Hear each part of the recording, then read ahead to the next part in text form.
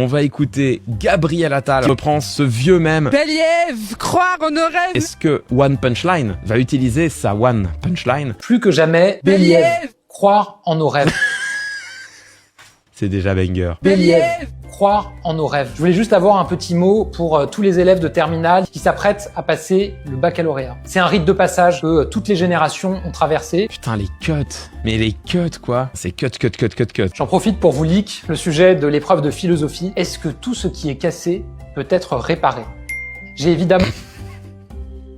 Il a vraiment une punchline. À un moment, ça va tomber dans le comique de répétition. Et on n'en est pas très loin. T'es en train de devenir drôle. Il commence à se moquer de lui-même. Il y a le petit clin d'œil, etc. Après, il y a deux types de comiques de répétition. Il y a celui que tu fais par choix. Il y a celui que tu fais par choix. Et il y a celui que tu fais parce que littéralement, t'as eu une idée dans toute ta carrière rhétorique. Rendez-vous début juillet pour les résultats.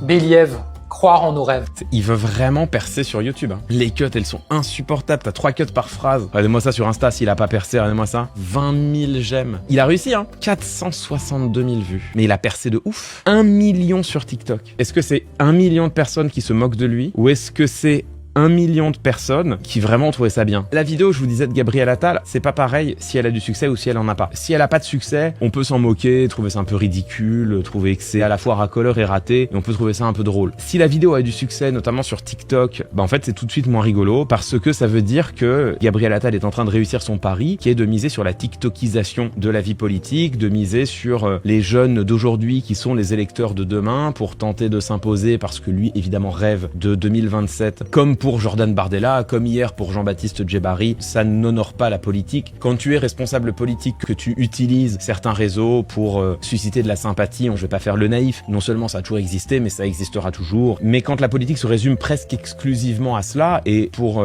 Gabriel Attal, on a vu que tout ce qu'il fait cette dernière année, c'est faire des vidéos, tenter de percer en agitant des mèmes, et quand il fait une proposition, c'est une proposition qui est littéralement anticonstitutionnelle, fascisante, et qui sort totalement du cadre de notre état de droit. Quand tu commences à avoir des responsables politiques qui n'ont aucune idée, sinon des idées anticonstitutionnelles et fascisantes, qui ont pour toute consistance de faire des petites vidéos virales sur les réseaux sociaux, tant que les vidéos ne marchent pas, tu peux trouver ça rigolo. S'ils commencent à avoir du succès, ça devient un peu plus inquiétant. C'est la prime à la médiocrité. Bon bah écoute, bien joué Gabriel, GG. Au moins si t'es pas élu président de la République, tu pourras percer comme créateur de contenu.